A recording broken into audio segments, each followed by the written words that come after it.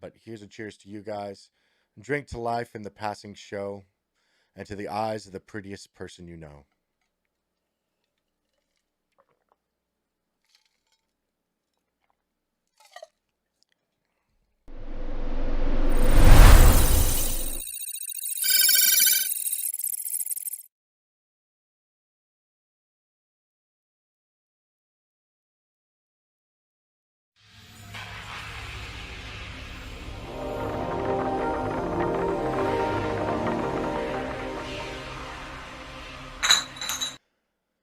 The State Department is offered a $10 million reward for tips on two very specific Iran based threat actors that apparently were engaged in voter intimidation and disinformation during the 2020 campaign. And I'm going to say this for a third time tonight. There are no politics in chat. Whether they, regardless of how you feel or what the politics are, there are no politics in chat. Specifically, we're talking about the instance of what they did from a cyber aspect. Okay. Um, so the two men, Sahid Mohammed Hoisin Musa Kasimi and Sajed Kishan. If I butchered those, I really do apologize. I think I said them correctly though. But they allegedly stole a bunch of voter information and engaged in multiple intimidation techniques as well as disinformation, according to a publicly released indictment recently this week. So they work for an Iranian-based cybersecurity company, Eminent Parsegad, formerly Alliant Ghostar, also a known vendor of the Iranian government. Apparently, they breached at least one state election website and attempted to access over 110 others. Insane, right? They sent multiple email campaigns that were threatening voters. Um, they distributed disinformation videos about election infrastructure vulnerabilities. They even gained access to a U.S. media company's network, according to the law enforcement and the indictment. Quote, as alleged, Qasimi and Kashan were part of a coordinated conspiracy in which Iranian hackers sought to undermine the faith and confidence in the U.S. presidential election. U.S. Attorney Damian Williams for the Southern District of New York said in the statement. Quote, working with others, Kazmia and Kashin accessed voter information in at least one state's voter database, threatened U.S. voters via email, and even disseminated a fictitious video that purported to depict actors fabricating overseas ballot. Goes into a whole bunch of stuff about the way that they were using to mask themselves, as well as information involving for them that they represent themselves as a group of Proud Boys volunteers. Again, no questions in chat. Or, I'm sorry, no politics in chat. Point being is their emails contained false warnings. They intentionally purported a false election video and stirred the pot. So it's interesting to see the government release something like this very openly. From California, do you think these bounties against cyber groups and individuals is going to have any reasonable impact on cyber crimes activities?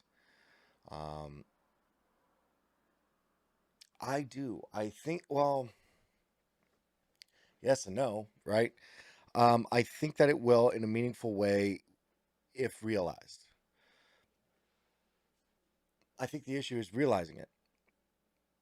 There's a reason why they're having to give away such large bounties. Nobody knows who these people are, right? And they're trying to have somebody turn tail, but they hide even from themselves in these groups. They don't give out personal information. It's if they did, they probably already would have been caught. So I think that the bounty is just even more incentive for these people to be careful about their, actual identity. In this instance, what we're looking at here is, you know, an indictment for, and I think the indictment speaks oddly too, because it's not technically illegal to, um, engage in that disinformation spreading. That's not what they're getting charged for. They're getting charged for breaching multiple networks or attempting to breach multiple networks. it is wrapped up definitely in the fact that they were trying to undermine the security of the U.S. The U.S. Election system, but at the same time, they're actually being charged with the issue because of the misuse of the systems, the digital systems, the information systems. They all switched over to the regular chat so we could see you guys. Um, yeah, it's kind of insane. Um, yeah. Let's see. Jess Bishop, do we do a betting pool as to what type of major cyber attack will happen over Thanksgiving and by what criminal syndicate? I mean, you're not wrong there. Do we want to take bets on who's going to have to show up to work over Thanksgiving? Because that'd be interesting. That'd be really interesting. Um,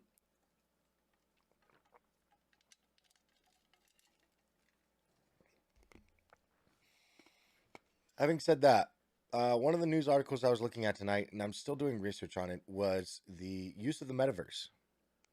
And what I decided is I kind of wanted to get your guys' feedback, your engagement, and see if you guys can help me. Because I think the metaverse is something that exists that is kind of described, but it's one of those emerging tech stories that, yay, Facebook is now Meta because they want to move to the metaverse, and Microsoft is engaging with them, and all this stuff. And it goes, is that really like that much of a news? Do we see it coming to fruition in the next 5 years? I don't know. That's one of the things I'm still investigating.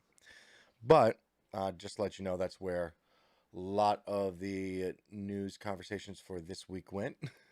Was that research that did not end up? It still needs work. Don't have a good enough story there for you guys yet to talk about it anyway. Having said that, let's talk about the holidays. We've got this coming up right now. We've got Thanksgiving coming up. I'm so super excited and stoked. Like I said, I'm going to be a fat boy. It's okay.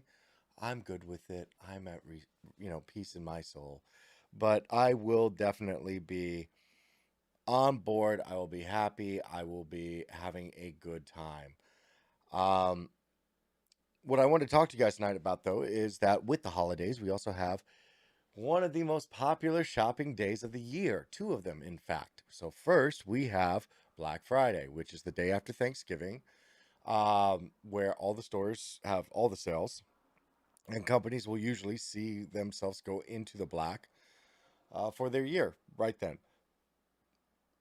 We also have what has become known as Tech Tuesday or Digital Tuesday, which is usually the following Tuesday, leading up or right after Thanksgiving, where even more stuff goes on sale, but it's all for the digital products online or areas in or online stores or shopping, things like that. So, wanted to kind of go through these types of areas and let's run the gambit of how you can mess up and get your stuff stolen, right? Be good. Um, so in let's Yellow Morrison, what do you think about the support from tech industry in increasing cyber training like Amazon with AWS certifications? Is it enough or should they do more? Um,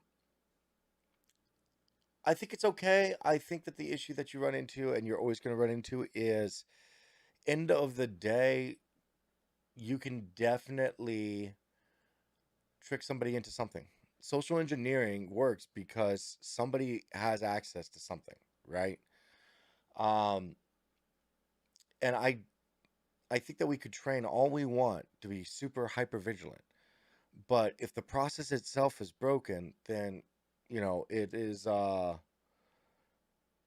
it's not much that's going to happen. What you're seeing more and more today, what I'm finding in these big attacks and hacks, when you look at the security breaches that occurred, it generally isn't because they had this super outdated, unpatched, ultra vulnerable web server, it's usually that somebody just found a way through the cracks through social engineering.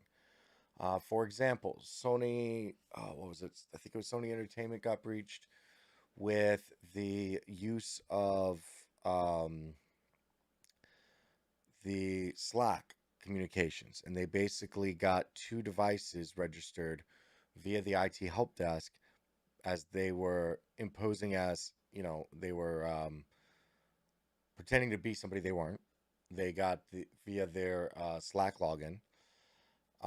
They enrolled two rogue devices because of the Slack logon, and then with that account access as that individual, they legitimately just went in and downloaded all the projects he was working on. The only piece of technology that they actually abused was the cached token involved with Slack. And with that, you look at that and you go, well, at which point as a company did they mess up? Trusting using single factor verification when dealing with an IT issue, that could have been better, but that's a process. They broke a process. And it was a third party provider, Slack, that had, unusual technology that allowed the cache credentials to be accessed. So as a company, what should they have done differently? Just not giving that guy access to the jobs he needed to work, right? Um, I think that if we talk about the ubiquity of the internet in that it is in everybody's hands and in everybody's face on a daily basis, I mean, I'm interacting with you right now through it, there will always be a human element, and that human element can always be tricked. I don't think there's any issue with how much big tech is getting there, and I think we're looking at the wrong issue. I think that we need to go down to the root of the issue, which is we need to be teaching cyber safety in schools as if we're teaching driver's ed. It needs to be there. It needs to be in the kids. Like I unfortunately have multiple times had uh, brothers, sisters, nieces, nephews. A lot of my brother and sister in laws. A lot of them are younger than me, and up until recently, most of them were in high school. And all of them have called me though before asking about cybersecurity. Like somebody hacked my account. How did this happen? What can we do about it? And it just turns out that they shared their password out to somebody.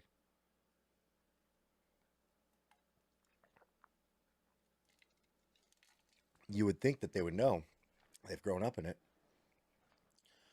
Um, USMC MRT2. Good to see you. Do we think there will be law enforcement involved with the stolen NFTs from the Ether and the Solera network?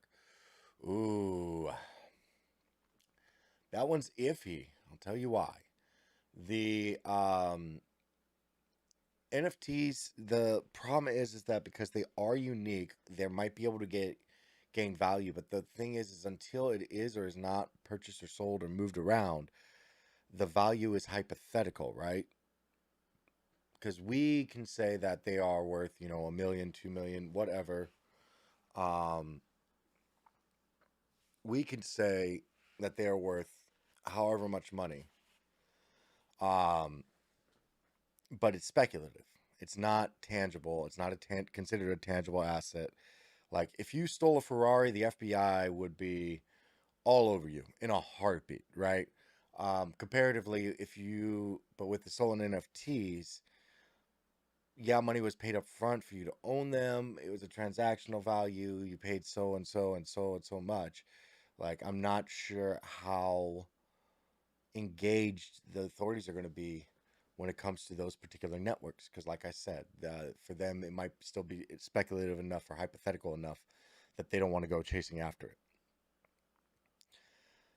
Ooh, Frazier, question. What do you prefer, deep fried turkey or deep fried ham? I mean, if I gotta choose one versus the other, I'm gonna go with the deep fried turkey. However, I'm planning on smoking my turkey this year. Have me some nice tender spatch cooked turkey on the some hickory wood. Gonna Do it right. If I'm going to cheat on my diet, man, I'm going to make sure I am getting my calories worth. That's what I'm going to do, right? Um, oh, now I'm thinking cranberry sauce. Now I'm just all distracted, man. Fraser, we got to go asking me about food. Okay. Um, so pivot back a little bit onto let's talk about the three types of holiday attacks that I broke down. Okay. Standard phishing attacks. Notably, these go up every year. Proponents either, and a lot of the lures will be involved with either companies.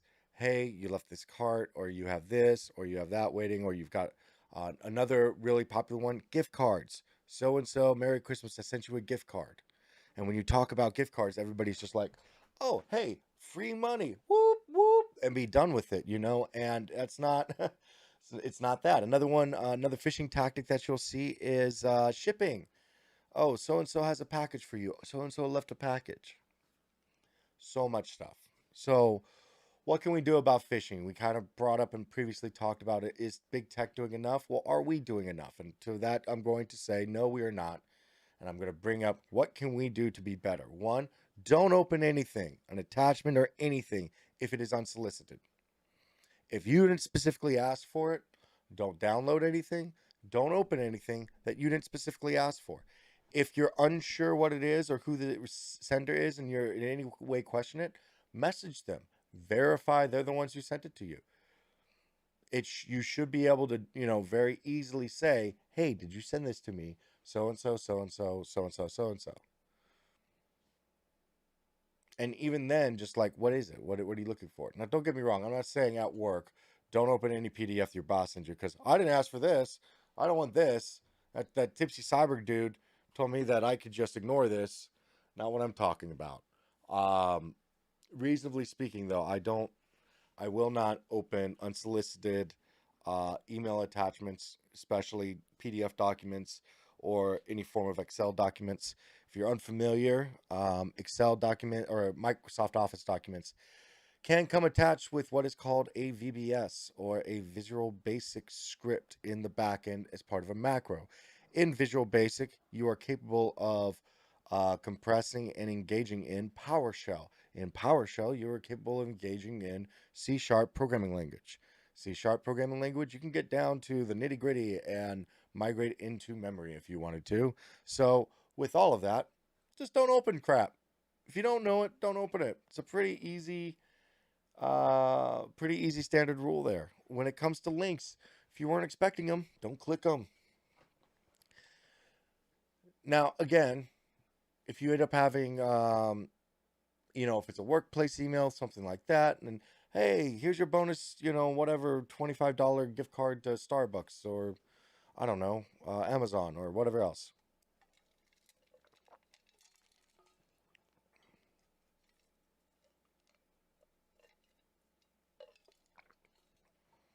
Sorry. That's very well something that might actually, be a thing, but you can still verify.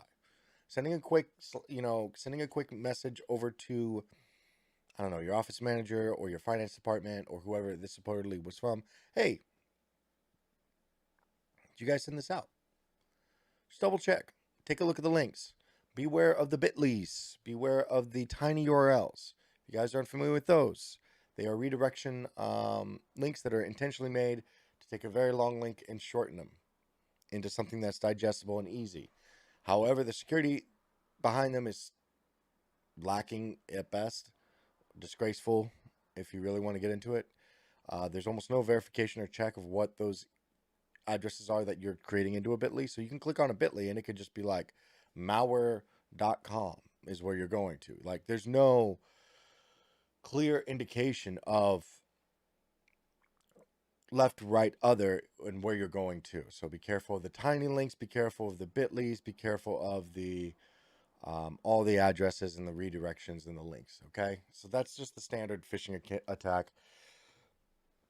Also, it is behoove upon you to check in on your friends, family, especially if they're elderly. Remind them of these things. Remind them that, Just clicking everywhere is not good for your computer's health or their, bank account. Okay. With that, I want to move into something that I've seen a little bit more this year, and it's a little unusual and kind of surprising how much this has grown out of control. And those are the scam or the swindle sites. And what do I mean by that? Scam, fake, whatever you want to call it. You'll get these on Facebook. Ads is notorious for them, but also Instagram ads can be another one that you'll get them on. But they'll be served up and they'll look like a real legitimate website. They really will. They will look like a legitimate website, but there'll be just something off about it because you can't believe how great of a deal you're getting on what it looks like you're getting. I saw them during Halloween with fake masks and fake, sites, and I have seen them also with. So what you'll see them with, generally speaking, is they will contain products that either don't exist. So, for one, they can be fake masks. They can be fake. For one I saw was when I was looking up stands, tripods, things like that for camera accessories. There was a beautiful camera mount that came out, and it had a multi-handle swivel display, and it was made for like VOD style interactions and hard floors and things like that. It looked great, and it was on sale for like $69.99 on this site. But researching it turns out that it was a demo product that never actually officially launched through the store that was in charge of it. And it was targeted price of $300. And when you actually look behind all of it, turns out that the site that I was looking at was a scam. It looked like a legitimate site. It had a whole payment system. You could put orders in. You could do this. But when the price is looking too good nowadays, you have to check and you have to verify. Because realistically, what you're looking at, and you'll be like, oh, normally this is a $70 product. I see it here for, I don't know, $45, $50. That looks like a good deal. Well, how does this scam work? Glad you asked. Before you get tagged on Instagram and Facebook, you have to have a volume of traffic that reports your site as fake, faulty, or whatever before they'll pull you. In the meantime, it means that your site can be active, up and running. And what do? They let you go through the entire payment process. They will charge you exactly what was agreed upon, and then you'll just never receive a product. They will literally just steal it from you. You'll never receive a product. They might send you, bogus updates, might send you bogus fake messages or emails. It makes you look and feel like you purchased something and it's going to take a month to get to your house, when in reality it's never going to show up ever. So you have that is the scammer, the swindle, and that's just one example where you have the Instagram ads or you have the Facebook marketplace ads or things like that. You also have I'll tell you one that I actually just saw. I was helping somebody purchase electronics for their son for Christmas, and they wanted the new Xbox or PS5. So they sent me a message and email link, and they were like, "Is this the PS5 that they're talking about? What do you think of this?" And I looked and I said, "I think that's a scam. There's not a PS5 that is available for order right now that is less than $500. So this right here saying $499, I think it's a scam. I think this entire website is a scam." Sure enough, I looked into it. It was. I found the exact same markup website saying the exact same price, completely different domain name though. So both of which were scams. And they thanked me. We ended up finding a good, valuable price for them for the new Xbox for the individual. I told them, why not just build a computer and actually, make sure they get their money's worth. But that's a whole other conversation for some other time. Point being, yes. So make sure you, and again, share all what we're talking about with your friends, with your family. Cyber tooth residual. Is it safe to copy the link and unpack it on a website? Yes. Okay. Yeah. If you want to control copy, control paste, first things first, take a look at the link. If the link looks, you know, if you are going to a URL that is hyperlinked, you should be right clicking, copying, pasting in somewhere so that way you can inspect what the link is. I prefer not the browser bar. Personally, I like to look at a notepad. If it's different than what it's showing, then that should be an automatic red flag. You know what I mean? I know the red flag is a massive popular symbol this month. Memes everywhere of it. Um, but yeah, look for those red flags. In one case, if the hyperlinked URL is different than the one that you are being directed to, then that's a big red flag. Having said that, option two is you can utilize tools. There's plenty of free resources, tools. Also, just Google the company, man. Like, just take a look at the company. Take a look at the top level domain. Remove .com out of it. Google it. See how long, like, look, this top level domain plus the words site review. If they've been around for a while, they'll tell you that it's a legitimate company. I got some winter apparel from a company. I can't remember what they're called now, but I hadn't heard of them before. And I did find them through an ad. And I was really interested because I was like, the pricing here this all seems odd. So I went and I took the top level domain and I researched it real quick and, site reviews. And there was multiple site reviews that come up because there's SEO matrix. And the SEO metrics, if they show the age of the site, if they show that the site has been visited this many times or this way or however else, then it's likely a good site. Then again, if it doesn't show up, then it's probably a bad one, Unfortunately, there's not a really great way to report this stuff either, unless you're talking about the website's host. If you guys want to go and start finding all these websites' hosts and report to the abuse for that registrar, like, good on you. I am more than happy to help you with that. Let me know if you want to talk about how to do that. You could take a look at the ICANN information in some instances if you're in America. Can't remember what it's called for other countries. But yeah, you can take a look at the valid registrar information for the website and report to their abuse section or report to the ISP abuse section as well. Usually if the domains are parked or if the IP space is owned by somebody else or the rack space is owned, they will pull a site. But again, you have to report it, find it, provide proof. Also, the scams and the swindles, the good marketplaces, the redirects to these malicious sites. Where else can you find this type of stuff? Facebook Marketplace, eBay, the other dozen auction sites or best offer sites that have popped up over the course of the last 2 years, right? Those types of sites, those types of engagements, make sure you read the description in full. I can't tell you, like some of us that have been around for a while, we know that the OG stuff of you go to buy something from eBay and you get a picture of it in a box. And because you didn't read the description, right? I have been there. It sucks. Also, some other things too on those sites you can also get is they'll play PayPal games with you. There's a couple different PayPal scams, ways of where they intentionally make it to where you can't report it until this certain amount of time has passed, giving them an opportunity to ditch the account, set up a new one, things like that.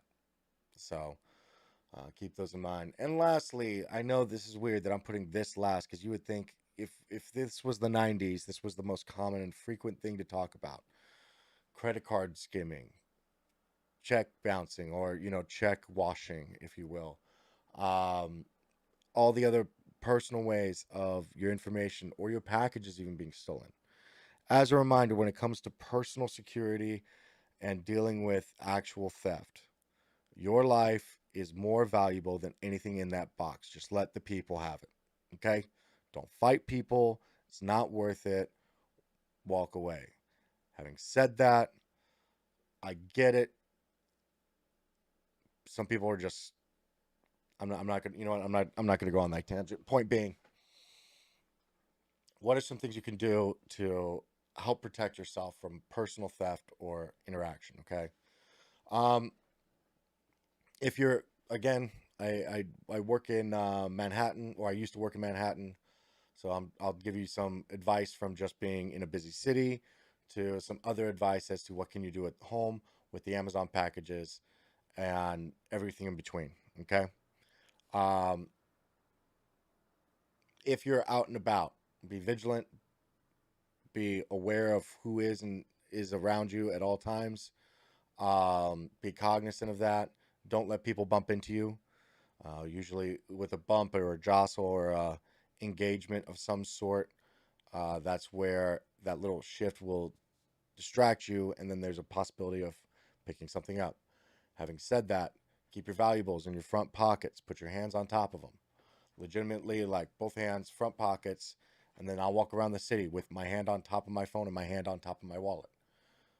It becomes much harder when you're actively holding them in your pockets to, it becomes much harder to engage with you if you have most of everything there. Have multiple areas of your body that you've got stuff. And what is that? Sounds odd and weird. What do I mean by that? Don't keep all of your cash in your wallet. Split a little bit up. I always take a little bit of cash that enough to get home, and I tuck it into like some part of me. My maybe the if you guys are familiar with the watch pocket on the jeans on the right hand side, it's a tiny little area. I'll roll up $100 and I'll shove it in my watch pocket right there. So even if I do lose all my stuff, I still have enough money to get home. I could take a taxi, something else like that. Why do you need to know that for shopping? Well, if you were to go out and you were to go shopping and you were to accidentally leave your wallet, keys, whatever at a store and they closed up for the night, you're going to be stuck. And you're saying that sounds oddly specific. Well, that's because I also used to work retail in the mall back when I was a kid. And yeah, that exact scenario has happened before. I've watched it happen. So, yeah, just be cognizant, be aware, put your hands on top of your stuff as you're walking through the really busy areas. Keep an eye on if you have to keep an eye on the kids, make sure that you keep your hand on the purse, some other things like that. Let's see, what else we're going to talk. Vehicles. If you're in and around the vehicle, never leave the keys in the ignition. Never leave the door cracked while you're doing that. Make sure that you're cognizant of who's around you there. Check around your vehicle before you back out or pull into anywhere. Things like that. Make sure you're in well-lit areas. These are pretty easy physical possession type of things that, it's, think people would know or be cognizant of off the top of their head, but realistically, it's just something to keep safe on. Make sure that you yourself, as a reminder, we're hitting that time of year, and Black Friday is about to happen. I want you guys to be safe. Last one I want to talk about, and one that we're seeing a massive rise in with the pandemic and everything else like that. I've seen somebody in the chat refer to them as Porch Pirates. We unfortunately, one of our channel members unfortunately had an issue with that as well. And let's talk about what they are, what they can, and what they do.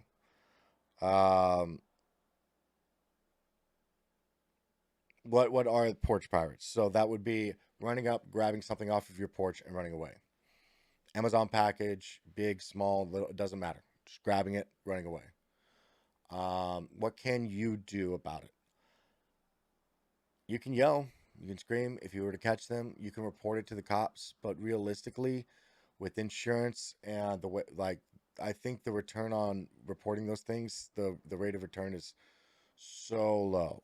Why is it successful? Because it's considered like not even a form of shoplifting because the store isn't involved, right? So it's this really weird thing. What can you do? One, you can create, there's multiple ways that you can create package receptacles. So areas for that packages can be put into, that can be one way, they can lock. You can take a look at these things. Two, if you're working from home, be cognizant of your, when you're supposed to be receiving stuff, and just check the front porch whenever it happens.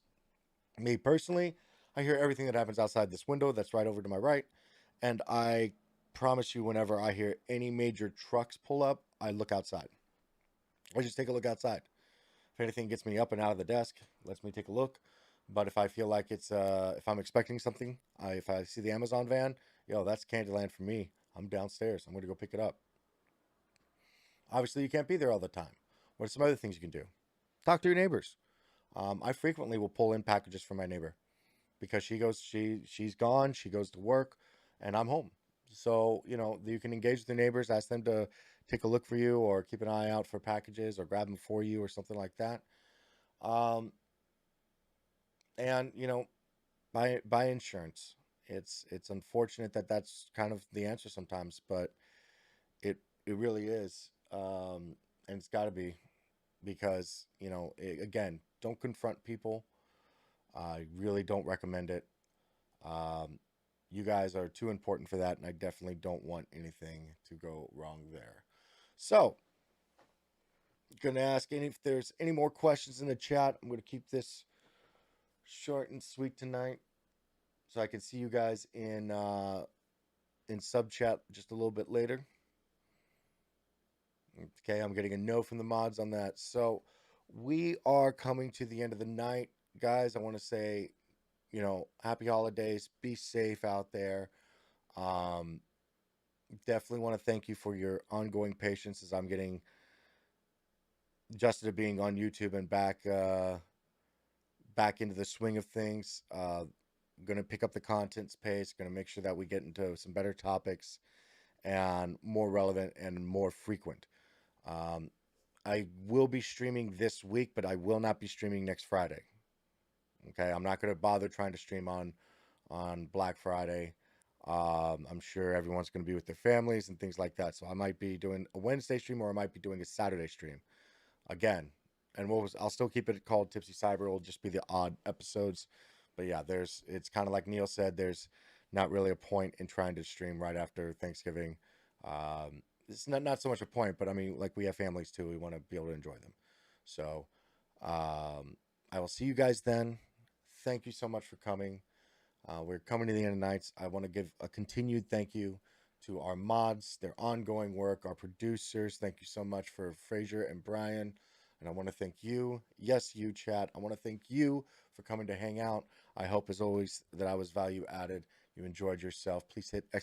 Discord. Come join us in sub chat after this and drop some suggestions for some improving. Please hit ! SecITguy. If you have any chance to subscribe, please subscribe to my part of the YouTube channel. That'll help me out significantly. I'm trying to get over to 100 subscribers, so that way I can continue to improve over there and provide even better content. But here's a cheers to you guys. Drink to life in the passing show, and to the eyes of the prettiest person you know.